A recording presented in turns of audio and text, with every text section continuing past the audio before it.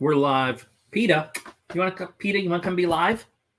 PETA kitty cat. PETA, come love me. PETA is not, in fact, coming to love me right now. Like I'm sitting in the corner because I'm bad. I've been punished. I punished myself, sitting in the corner. I was like, I'm going to the corner. PETA, no.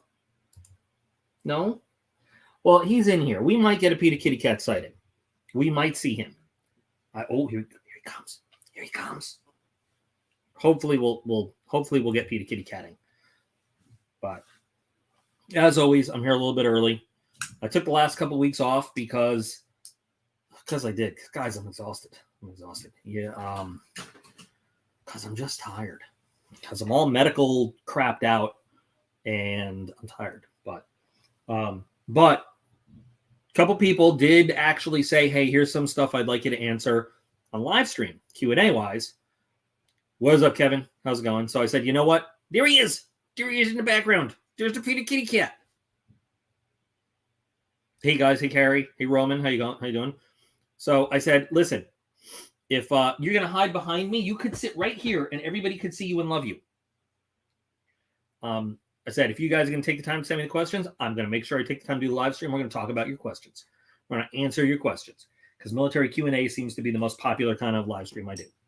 So I got a couple of questions that have been asked. Two of them are kind of the same, actually, which is weird. And then I got another one just today from Jason, who's always been a great super supporter of the channel. And we'll talk about that. And we can talk about whatever else you guys want to talk about, too.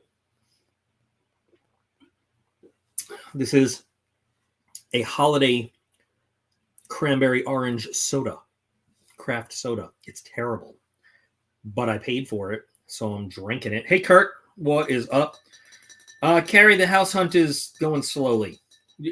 Trying to stay in a specific area for the school district is going very slowly, but it is going as it's going. So in another minute, we'll start with the actual Q&A questions we got.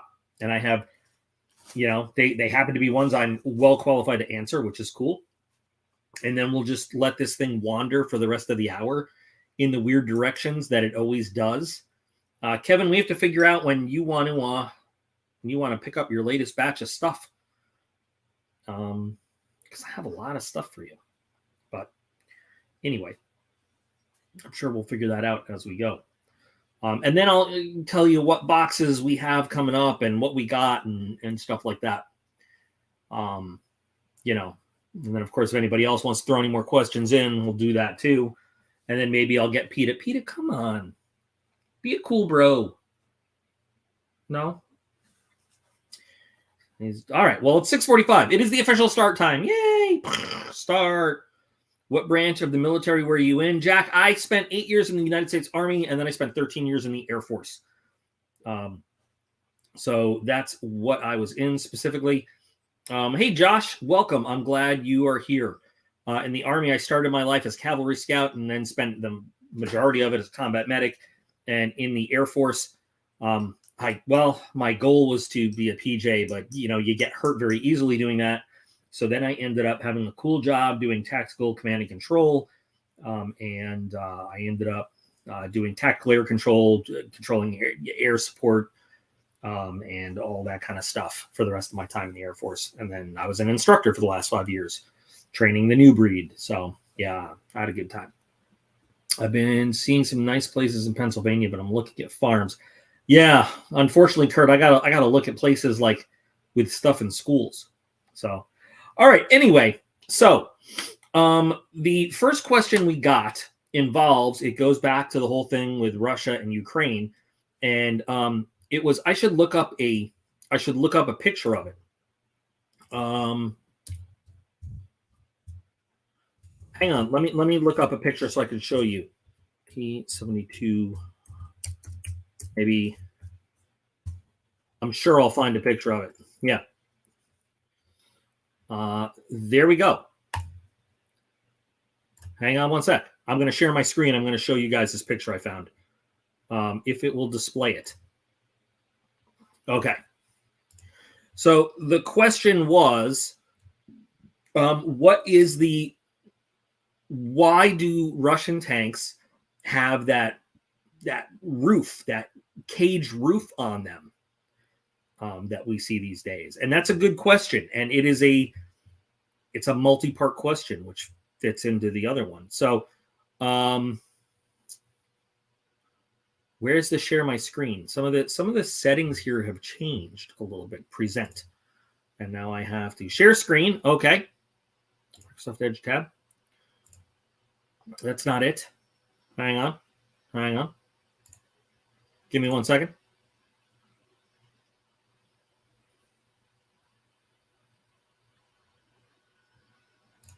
Okay, so this is what we're talking about. Russian tanks, when they went into Ukraine, were seen with these crazy cages welded over the roofs of their turrets. And not many people understand what that is. That is a very failed attempt at what is actually called, a lot of people call it cage armor or bar armor. What it is actually called is statistical armor, believe it or not. And why is it called statistical armor? Because the way that it is supposed to work, okay, is that, well, let me show you another picture, because the other question had to do with what is that, the cage armor, which is funny because it ties in together. So the way that it really works is, take a look at this. So this is what we would call cage armor or statistical armor. And you see how it's really, there's a lot of open space here, right? And this is just an example of what it looks like. And this is not new. The Germans were messing with this all the way back in World War II on some of their vehicles. It's called statistical armor because statistically, you're looking at the chances of a round hitting one of these bars versus sailing through the space where there's nothing. And so you actually do not want a round hitting directly on one of these bars. That's not what it's for. You want it getting caught up in the space between it. Okay, which is kind of weird. So what those roofs on the Russian tanks are, we have to go back. When the Soviets were in Afghanistan, they got very used to the Mujahideen shooting down at them from like mountain passes and stuff. And the Russians fought in Chechnya twice, in the capital of Grozny, which has a lot of tall buildings. In 1999 through 2000, there was a big thing called the Siege of Grozny or the Battle of Grozny. And the Chechen rebels got really good at getting high up in buildings and shooting RPGs, rocket-propelled grenades, which is not a very fancy weapon at all, okay? It's a very primitive anti-tank weapon. But they would shoot directly down on the top of Russian tanks. And they killed a lot of very modern Russian tanks that way. Another part of the story is tanks are very well armored, mostly on the front. And well, hello, Valiant. I hope you enjoy this. Someone had asked me a question about what those cages on the top of Russian tanks are. And so that's what I'm answering right now. So I hope you enjoy this. So the RPG being a very primitive anti-tank weapon, it's capable of penetrating the very soft armor on the top of the tank's turret. That's the weakest armor anywhere on a tank, on an armored vehicle, because tanks are intended to fight other tanks head on. So the strongest armor is on the front, followed by the sides of a tank, followed by the back of a tank. The absolute weakest armor on a tank is on the top because it's the least likely area to get attacked. Okay. Wow. That's really cool, Valiant. That sounds like a really cool place to be. Sorry, that just sounds cool. So now we have developed in the modern age different weapons that specifically attack. Like if you've heard of the Javelin or the NLAW anti-tank missiles, they specifically attack the top of the tank because it's the weakest point. Anyway, based on the Russian experience fighting in Chechnya and Afghanistan, specifically this whole Battle of Grozny, They went and they modified this statistical armor that I showed you a picture of before. So those cages are a variation of what we call that cage armor, the statistical armor. What it does is it takes a specific kind of anti-tank weapon. And I'm sorry if I'm getting very technical here, but this is how it goes. There are two ways to kill a tank: with brute force, what we call a kinetic energy penetrator, okay, or with an explosive device, what we call a chemical energy penetrator. That's also commonly known as a high explosive anti-tank round. And that's the kind of warhead that the RPG uses, that things like the Javelin use, or it basically only a main tank gun shoots this kinetic energy penetrator, what we also would call a sabot round, an armor-piercing round. They do not work against armor-piercing rounds. But what they are very good at is what they would encounter that infantry would fire at them, or smaller vehicles, this high explosive anti-tank round. They have to detonate these high explosive rounds at a very specific distance from the armor. Because what happens is they're triggered, and there's like a hollow cone inside the warhead, and the warhead goes off, and there's a specific type of metal in there, an alloy, and it's basically imagine detonating a volcano of molten hot magma metal that basically welds a hole straight through the armor and then fills the interior compartment full of hot gas and molten metal. That's how a high explosive anti-tank round works. However, if it doesn't detonate at that exact specific distance, at the right angle, just perfect to that armor, it doesn't really do much. So the statistical armor is supposed to basically catch that round and send it off guidance, send it kind of at an angle to where it can't detonate properly. That's what it's supposed to do, which is why it looks so weird, right? If it was just an armor panel, that round would detonate and hit the armor of the tank. We don't want it to do that. We want to distract its path. The Russians apparently have gotten this concept wrong, and they have built their cages incorrectly. The other thing is they built them based on their experience with the RPG, which is a very weak weapon. The Javelin has larger warheads. It has what we call tandem warheads. So one warhead blasts the armor away, and then the second warhead blasts into the vehicle itself. So they didn't take into account modern weapons, which is why their tanks are getting just slaughtered left, right, and center. It might be effective against an older RPG, rocket-propelled grenade, which is a Russian weapon itself. But those cages and that statistical armor is no match against a modern top attack guided battlefield weapon. So it's an interesting question, and I mean it has some history to it. Like I said, this kind of armor system is not brand new. You can look at vehicles like the German Panzer IV, the Sturmgeschütz 3 and 4. They had early variations of that kind of armor going all the way back to 1943, 1944. It's a modern, we haven't used it in like 70 years. Only now is it becoming a modern, hey, Craig, what's up? Only now is it, are we seeing it again on the modern battlefield to defeat these very specific types of rounds. And the Russians have just employed it very, very poorly. So that's where it is.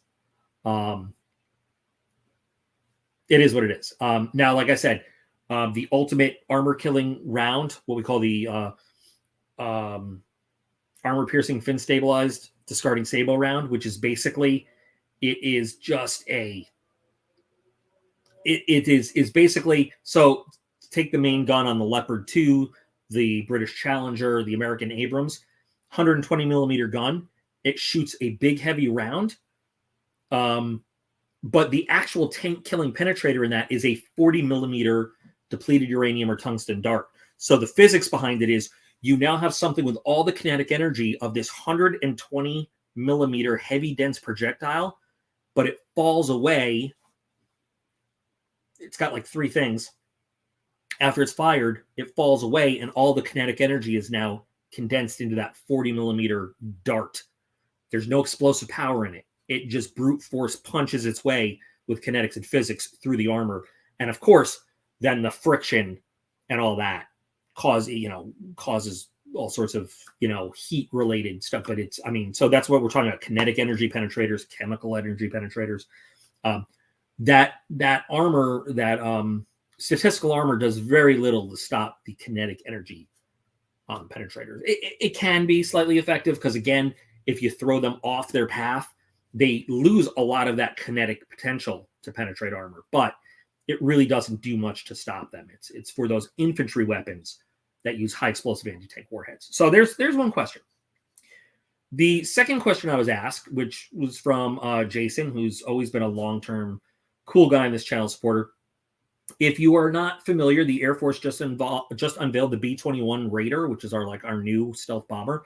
But the Army got very overshadowed. The Army has a new aircraft, and it's the V-280, which is a tilt-rotor airplane, helicopter, aircraft thing that's supposed to replace some of its aircraft. Basically, it's assault aircraft, the Black Hawk and stuff. And the question was, what do I think of it, and what is it going to replace? I don't know what that means, that the depleted uranium round is self-sharpening, because you don't sharpen it. It's produced, it shoots. It's not like you reuse it and sharpen it again. It just shoots. You put it in a round, it shoots. That's what it. I don't understand that it's self-sharpening. It's not like it doesn't have an edge that gets reused. I don't know. The depleted uranium, the reason they use depleted uranium is because depleted uranium is more dense than any material they make armor out of.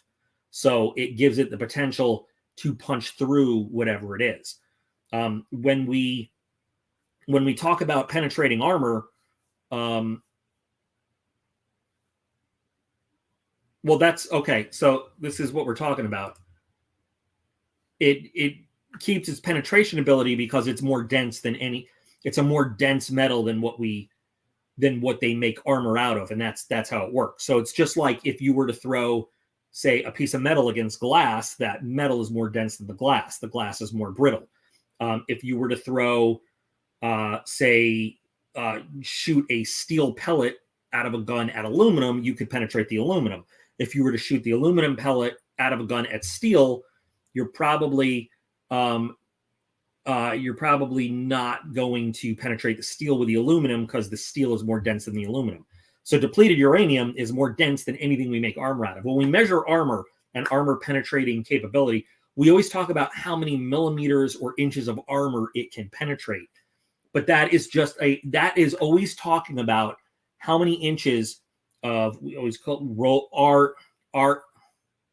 RHS, rolled homogeneous steel. And that just basically means if we were to roll a plate of a single, slag of steel out, what would it penetrate? And that's not what they use for tank armor anymore. Nobody just uses steel out of a mill for tank armor. There's all sorts of different things. Armor is always a composite, or it is a laminate with, different layers. And then, we have external reactive armor, we have external plates. So, when we talk about armor penetration value in terms of how thick armor it can penetrate, that, it's always compared to just rolled homogeneous steel. But that's old school. So, it's very, you might have, and then we angle armor. So like it might be able to penetrate, let's say we say it penetrates, 280 millimeters of steel, but then we take a piece of steel and we angle it. So now when it's going, it now is, this might have been 280 millimeters, but we angle it. So now going diagonally, we've thickened that piece because it's 280 millimeters in thickness. But when it's angled, you're now increasing it. And there's all sorts of ways to, the whole armor penetration game is now like really high science and wizardry, comparing it.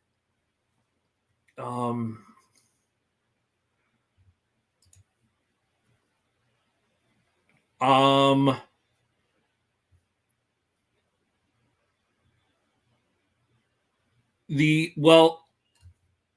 not really, because what causes the radioactive release in the DU rounds is the friction and the burning of it as it passes through the armor. And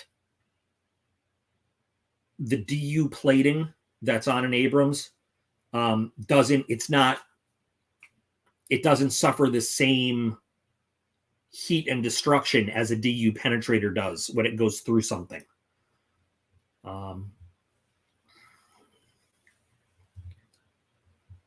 This is not all the time. So I think what you're really referring to is the external reactive armor blocks, which if you see a tank and it has lots of little blocks on the outside, those are replaceable all the time. Those have basically steel and then an explosive block and then another steel on top. And that's designed to diffuse the incoming energy of a projectile before it hits the main armor. And yes, those can be replaced anytime. However, the actual, let's say a turret, the actual turret of most vehicles is not made where you could just easily in the field replace a chunk of it. If it takes a hit, it needs to be, I almost dropped my soda. Sorry. It needs to be pulled off the line and sent to be repaired.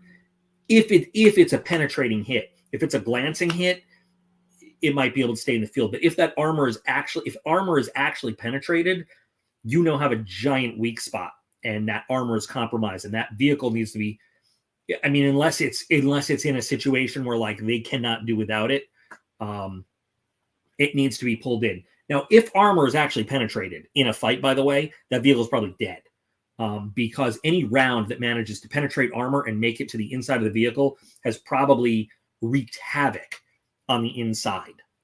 It has probably destroyed systems.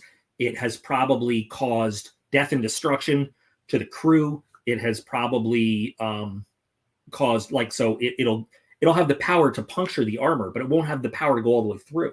So then it ricochets on the inside and that's like, imagine like just a bunch of fragmented metal just bouncing back and forth and like shredding everything inside. So if a piece of armor is actually penetrated on a vehicle, that vehicle is probably out of the fight.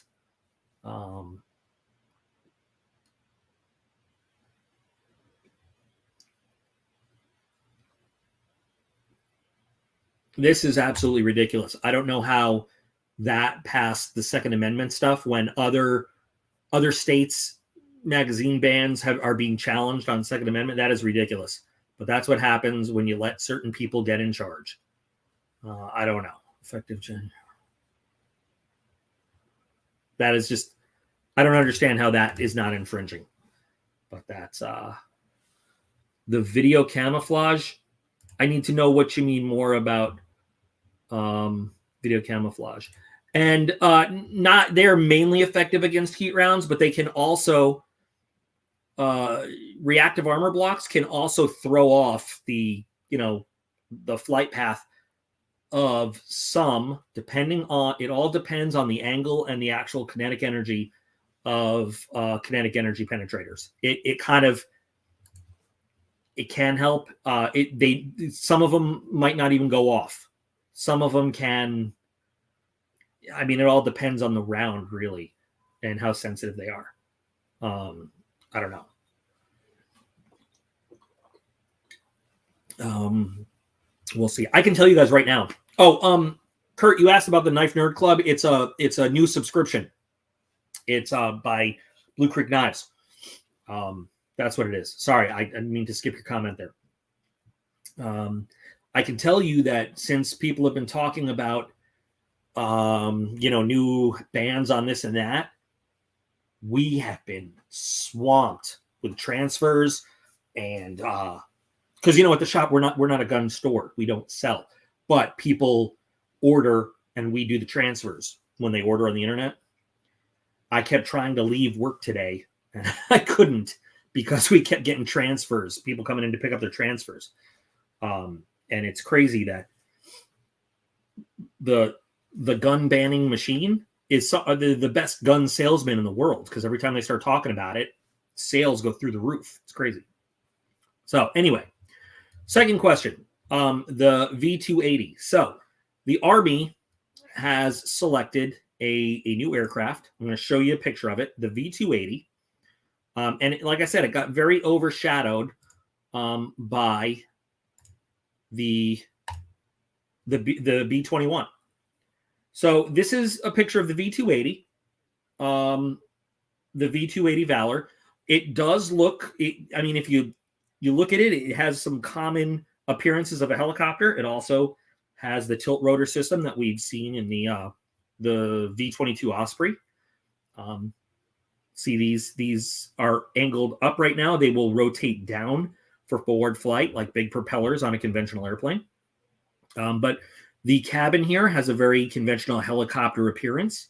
You'll notice there's no tail rotor because these propellers spin in opposite directions, which cancels out the torque that you need a tail rotor for. So that's kind of interesting. So, hi, Dave. Dave's here. See the stuff that he's got going on. So I got to ask Valiant, are you like practicing in case you're exposed to something, or can you not talk about that? I don't know. I don't know.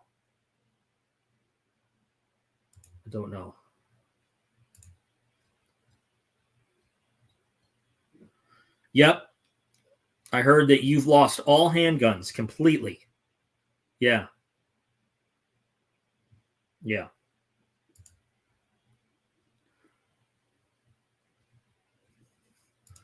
Well, I don't think anybody really does know what the Blackhawks used in that raid actually do look like. In fact, I'm pretty sure that actual pictures were not actually released. But anyway, so no, I have not. I did accept your friend request though, from Shift. So anyway, the question was, for the V-280, what is it going to replace and what can it do?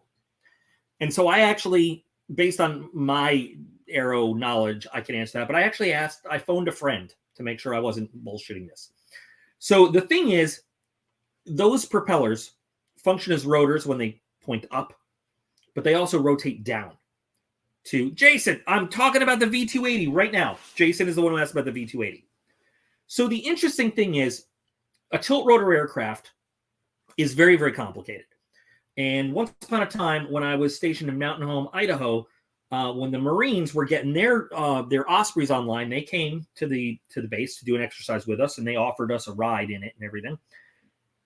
And I asked the pilot, I asked him just flat out, so are you do you consider yourself more of an airplane or more of a helicopter?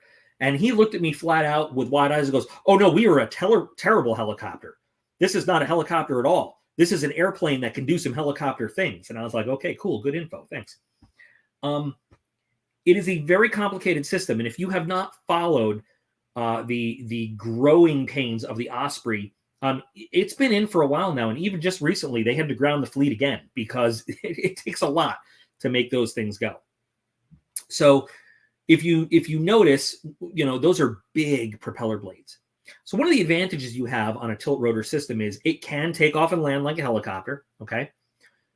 But it can put those propellers forward and it can fly with airplane-like speed. So what's really cool is that you can do a lot of the things helicopters can do. But what helicopters are really limited on is how fast they can fly. And the big limitation is, are we losing the feed? Okay, we're back. Those rotor blades can only spin so fast. And supersonic spinning rotor blades are a big problem. I'm not going to go into the aerodynamics. But that is really what limits oh, this makes me really happy. Really smart people enjoy this. That makes me thrilled. Thank you so much. that makes, so I should just say, so once upon a time, I spent a long time at Nellis Air Force Base, and we have a large chart of the surrounding areas. And I should just say that Los Alamos was in the airspace to never, ever, ever, ever, ever, ever, ever, ever, ever fly over for any reason whatsoever. Ever, ever, ever, ever, ever. Or Men in Black would be visiting you, and you would have to explain it to them. Yeah. there's on the flight chart, they had circles with like some areas like you could overfly at certain altitudes. Some circles were never fly ever, and then they would have little explanations like device assembly. This is not classified, obviously, but like device assembly building, and you could only wonder what went on in a place called device assembly building, but you didn't even want to speculate. Yeah, but Los Alamos was one of those places where it was like never okay to overfly ever, ever, ever. But I'm really glad. Thanks. I'm glad you're enjoying it. Hey, good old boy, what is up? So what was I saying? Yeah. So the rotor blades are really the limiting factor to helicopter speed. Jason, thank you. One of the best supporters of this channel ever. I appreciate it. Thanks. So by rotating those rotor blades to the forward position, you now have eliminated the problem with supersonic spinning rotor blades, and you have forward speed similar to that of an airplane. So you can operate in the confines like you would with a helicopter, and then kind of bust ass and get yourself to where you need to go really, really fast. The problem is the mechanics and all the gearboxes and stuff. And if you do have a rotor failure, which has happened to the Ospreys, or a gearbox failure while you're in that helicopter mode, you have all sorts of stuff. And that is exactly what Craig is talking about here. They had a gearbox failure on one of the rotors, and things go bad.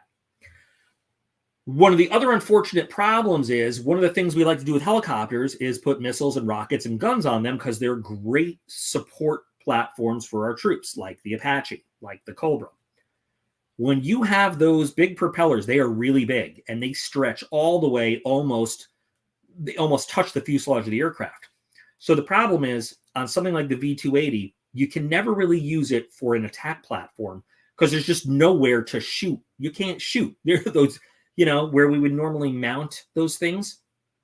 You'd have to shoot through your own propeller blades. And so it will make a fine assault transport for troops, but it will never fulfill an armed attack role.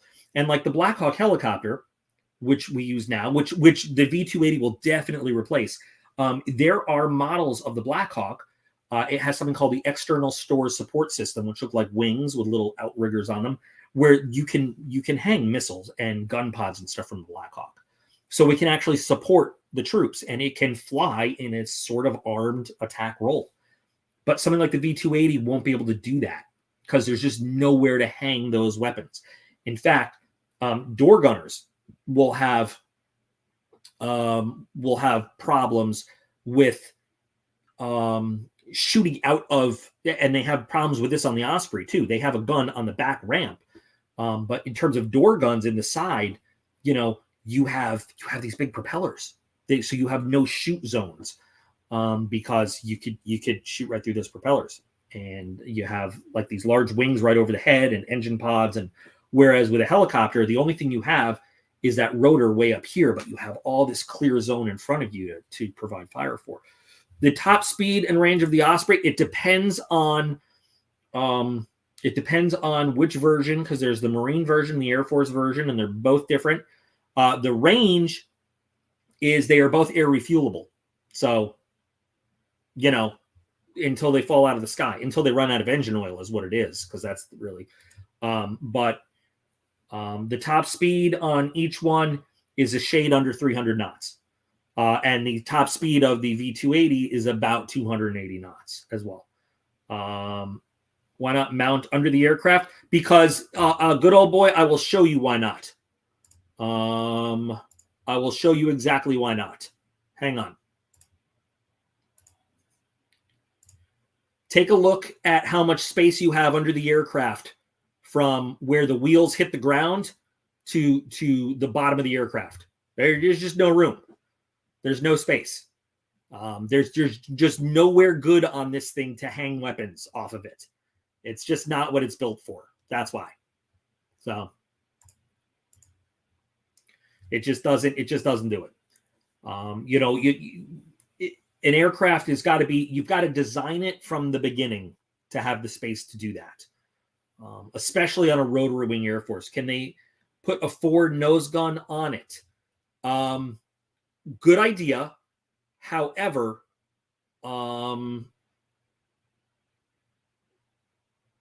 especially with the rotary wing aircraft, center of gravity is very important. They probably could put a forward nose gun on it. But then you're stuck with the pilot having to, the same problems you have strafing with a fixed wing airplane. You've got to shoot and then pull up and then shoot and pull up. They're claiming it will replace the AH-1. Jason, I didn't see anything about that, and I talked to a friend. I haven't seen anything that says they're going to replace anything in an attack role with it. Yeah, all I've seen is that they want to, it's going to be the assault transport helicopter. I haven't seen anything that they're going to try to replace any kind of attack helicopter with it. It doesn't have the means to do it. I looked up a couple articles. I talked to a friend of mine who's still in Intel, and I just said, listen, open source. Don't give me any fancy details, but what is this thing supposed to do? And he told me it's going to fill all the roles that a Black Hawk would fill, and that the Guard is going to eventually replace their UH-72s with it, but nothing attack wise. But what a day to be alive and in the military, actually catching up. COD. Yeah, that's. Yeah, you know what? And in fact, the helicopter will not come provide air support for you until you have at least 5 kills on the ground.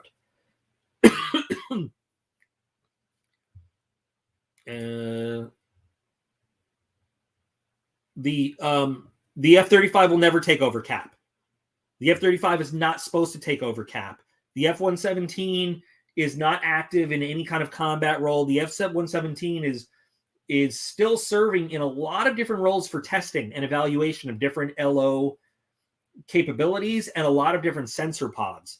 But the F-117, since it's been basically exploited by China and Russia, after it went down and they have gotten their hands on everything, it's not the LO qualities that the F-117 has are known.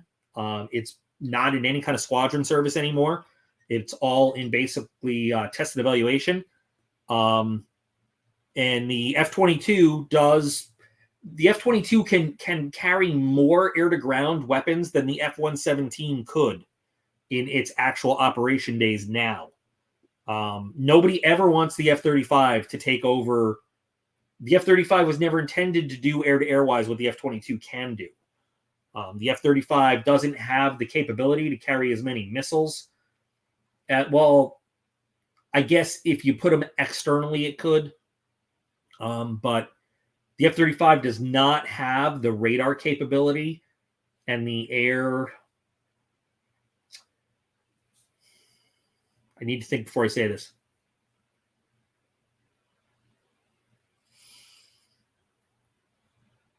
The F-35 doesn't have the maneuverability of the F-22. It doesn't have the signature management capabilities that the F-22 has. It certainly doesn't have some of the flight characteristics that the F-22 has. But what the F-35 does have is a much better information.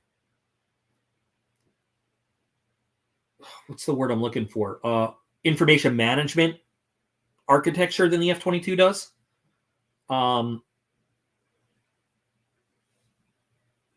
And so really still, if you want to compare the F-22 and the F-35 to other platforms we have, I would still compare the F-35 to an F-16 and the F-22 to an F-15 in terms of roles that they are likely to fill.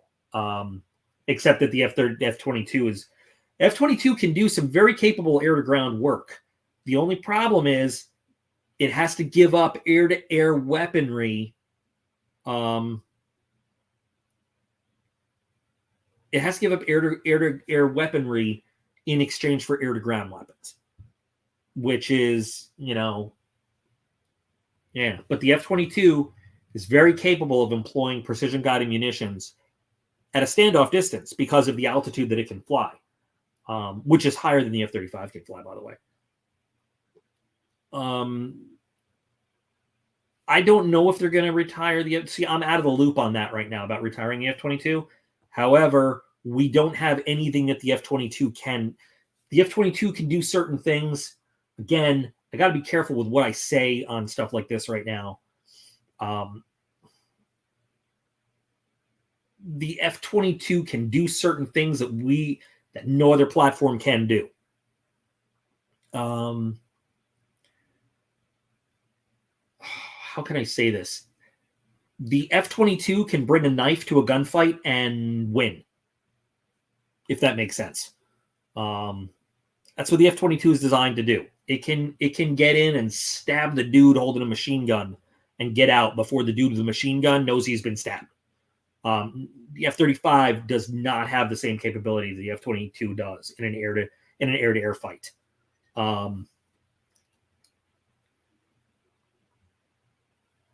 The Black Hawk. Hold on, I gotta read this. How is this? That's a great question, Douglas. That is a great question. You know what? And it reminds that it's something that I forgot. So it is the V280 is wider by the rotor diameter because it has two of them and they're bigger. However, it is shorter than the Black Hawk. So it kind of evens out as to where it can go. Because it doesn't have a tail rotor to worry about. And that is actually the ultimate, kind of that's a big factor. But so wider, but shorter. So in terms of square area, it kind of evens out with the Black Hawk in terms of maneuverability and operability. But yeah, that's a big problem with the Osprey. The Osprey is huge. And compared to, the Osprey has replaced the HH and MH60, which is basically a Black Hawk platform. The V280 is intentionally designed to be a little bit smaller to minimize that problem. That was a really good question, though. Have you tried to cut jade for scales? Oh, you're talking to Kurt. No, I don't know if Kurt has. Kurt has more experience than I have in terms of operating with, working with that stuff. Jade is a pretty hard stone, though. It's a very hard stone to work with. I'm curious if Kurt has cut jade. I don't know. But those are the actual questions I got ahead of time that people wanted answered for tonight.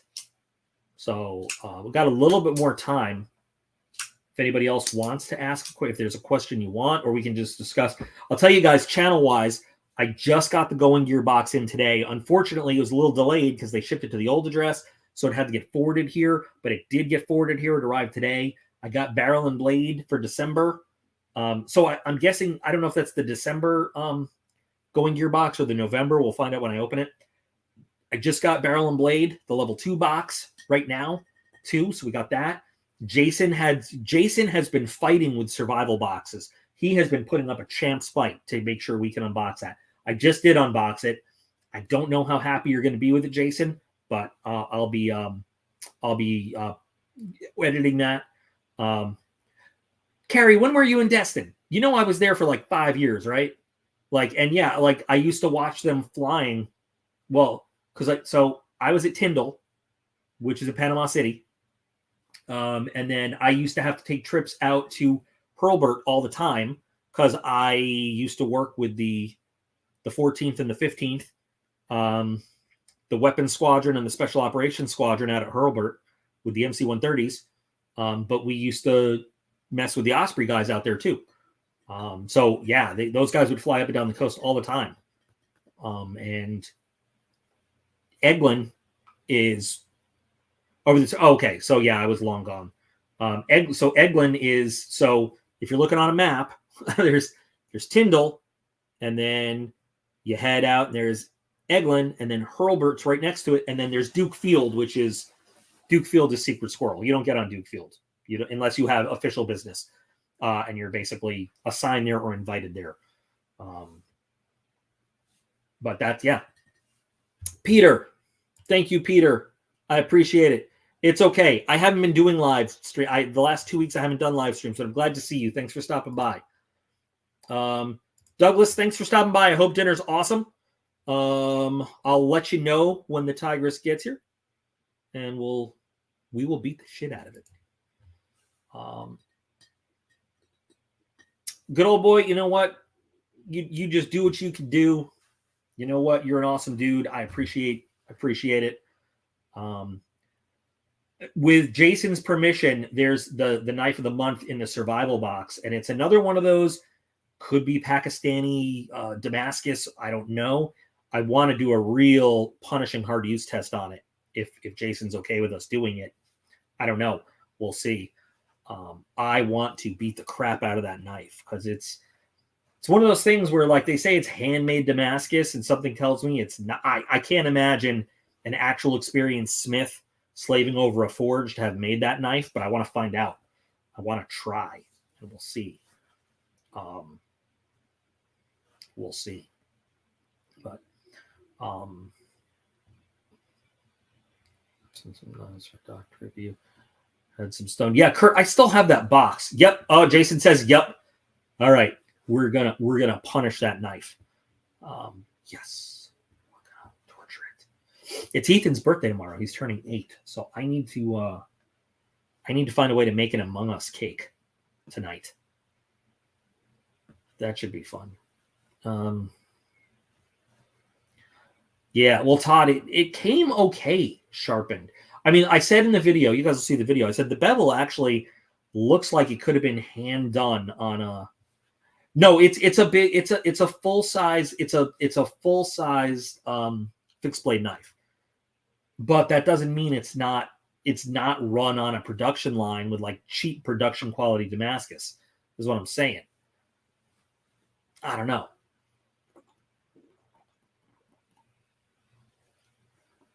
Did we lose our guys at Los Alamos? Because that kind of worries me a little bit. I hope they didn't like fry themselves or something. I worry about those guys.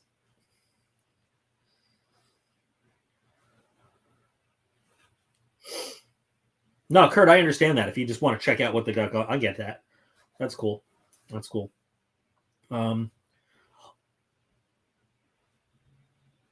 Doc was flying in a chopper. If I was flying in a chopper, what would my choice be? I mean, any chopper I can choose. I would love to sit in the front seat of an Apache and fly, because I've never gotten to do that ever in my life. I've almost fallen out of a Black Hawk once, and that was not fun. But I think the coolest helicopter I've ever gotten to fly in my whole life is an MH-53, and they don't even have those anymore.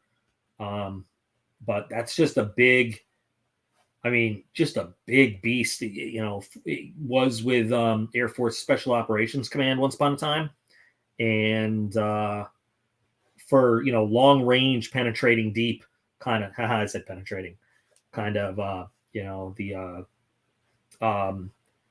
flown in CH-47s, and you know what? They're very comfortable rides. But still, if I could pick anything, I'd be back in MH-53J, a Pavlo 3. Just, it's such a feeling of like such a huge helicopter and like really cool. I've sat in the cockpit of a Russian Hind. I've never flown in it. No, the Sea King is the SH-3. The MH-53 is based on the CH-53. Which there's so many models of the CH-53 actually. So there's also another MH-53, which is the Sea Dragon, which is not related to the Air Force's MH-53, which is really crazy. So it's the Jolly Green Giant is the HH-3. So see, there's so many different helicopters. The HH-3 was a Jolly Green Giant that flew rescue in Vietnam, and that was based off of that was based off of the SH-3, but modified. The MH-53 was designed not for rescue work, but specifically for special operations work. But it also did combat rescue.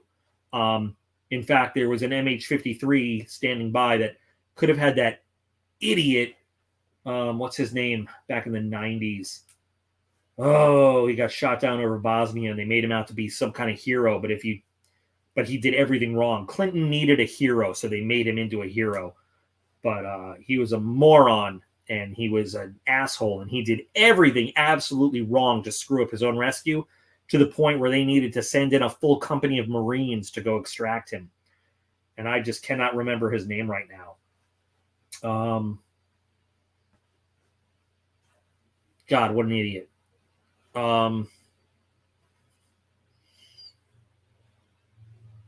It's killing me right now. Because when I went to PJ school, the instructors were like, here's a lesson on the worst rescue in history because of how stupid, dumbass the pilot was. And now I just can't think of his name. But anyway, they could have had him home in 45 minutes. They could have had that dude home in 45 minutes. And he fucked it up from the minute. Well, I mean, he got shot down because he turned off. He turned off his radar. Never mind. I'm not even going to get into it. What subscription would you go with, Going Gear or the Blue Creek? The thing is, I think they're two different ones. Okay, so far, I got Blue Creek box number 1, and it's looking to me like Blue Creek is just going to be a Knife of the Month box. Going Gear, I love Going Gear because they give you a lot of other stuff. They give you knives, but I've used so much of the EDC gear and Going Gear for actual EDC stuff. So I don't think I can compare them, at least not yet. I got to get some more of the Blue Creek Knife Nerd box before I can really start comparing it to other stuff. But I really liked how much time and effort he put into the first one. I think that was a really great showing. Let's see if he keeps it up. I'm happy to pay for it, though, right now. What was that guy's name? I can't think, but it's making me crazy.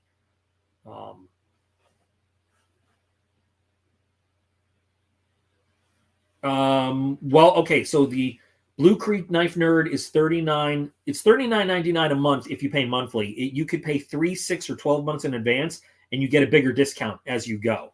I'm doing it monthly right now. The Going Gear EDC Club is like almost a $150, $200 box for the big one that I do. I forgot what the level it is. They have 2 levels with the Going Gear. I can't remember, the premium or something. But it, like I said, it's a big difference. It's a big difference in the box. You're not, I don't know. Okay, cool. Thanks, Todd. I appreciate that. We'll have to see what it is. But like I said, I really appreciate the effort that he put into the first box. I thought it was really cool. I really enjoyed all the stuff in it. And, we'll see where it goes. Right now, I looked up the price of that Kubi online. And, in a couple different places, it was at least $10 more than I paid for the box at the lowest end. So, winner right there. And free shipping on the box, too. So, that was pretty cool. PETA, this is your last chance to come and be seen. Come show them that you're my bro. It's okay. You don't have to be embarrassed. You can let people know you hang out with me. They won't think any less of you. No? Nothing? Scott O'Grady, yes. This guy. Yes. This guy. And he's a fucking asshole, too. I know people that have gotten to meet him when he gave speeches, and he's like a total dick to people. Probably because he's embarrassed because he knows the truth. That he's a shitty pilot, and that he screwed everything up, and that the Clinton administration needed a hero in Bosnia because the public was turning against the whole Bosnia thing. and that just his mother probably hates him, and he's just a dick. So, yeah, there. But seriously, one of the guys, one of the experienced PJ's instructors in my InDoc class was a young junior brand new PJ there at Aviano at the time. He was there for it. He has nothing good to say about that guy. Basher 5-2, that's right. What's the number one lesson of that? The audible cues in your helmet from your radar warning receiver are there to let you know when you are locked up by an enemy radar. It's not to turn off because the noises are annoying. But anyway, that's a whole nother story. All right, Dave, I'll talk to you later. Anyway, yeah, that's a good thing. You know, it's about time I got to get going because I got to do a cake and I got to do some other stuff. But we got some pretty good videos coming up. So I appreciate everybody tuning in. Again, send me stuff, questions. We'll do more questions. I like the military Q&A because I know about it, but, you know, we'll do whatever. We'll do whatever Q&A. We do whatever you guys want to talk about on the lives. As long as you guys tell me you want to do lives, we'll do lives.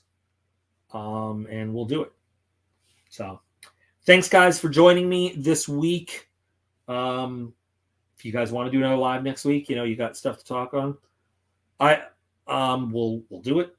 PETA, maybe you'll join me on screen. Fine, be that way, asshole. Hold on, I'm trying to put my soda down. But remember that you guys are all absolutely awesome, and I appreciate every single one of you. And I'll be back again real soon. We'll try it again next week. We'll see what we got. Take care.